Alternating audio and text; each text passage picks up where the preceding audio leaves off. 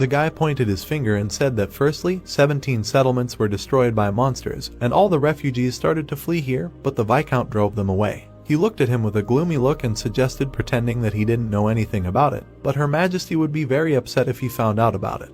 The man, white with fear, wondered where the benefit was for him if this was blackmail. The brown-haired man clasped his hands and started talking about the second point, noting that he was saying this only in his own interests. He smiled sweetly and said that if he wrote a letter of recommendation, perhaps Diego would be able to return to the academy. Sweat began to flow down Racona's face. He began to gulp air greedily. Gritting his teeth tightly, the Viscount asked how much he would raise the tax. The protagonist ran his hand through his hair and asked why he was talking like that, because people might think that he was a criminal who came to be rude to him.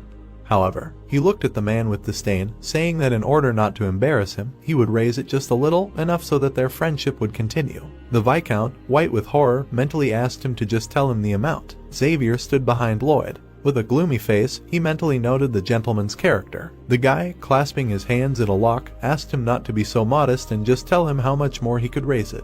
He said that it did not matter to him how much it took, because in any case he would be grateful for his kindness. The man bared his teeth. An oppressive aura began to hover in the office. The Viscount looked at the brown-haired man. He narrowed his eyes. He darkened, and Racona began to speak. Moving his lips, he named the number 20. The protagonist crossed his lips in a cartoonish manner. The man's eyes widened. Extending a trembling hand, he exclaimed that he had made a mistake. The man froze, muttering, "The party's meant." Lloyd began to mentally press, biting his lip. Breathing heavily, the Viscount pulled his collar. He looked to the side with a puzzled look. Xavier showed him the number 5. Racona abruptly put his hands on the table and exclaimed that he would raise taxes by 50%.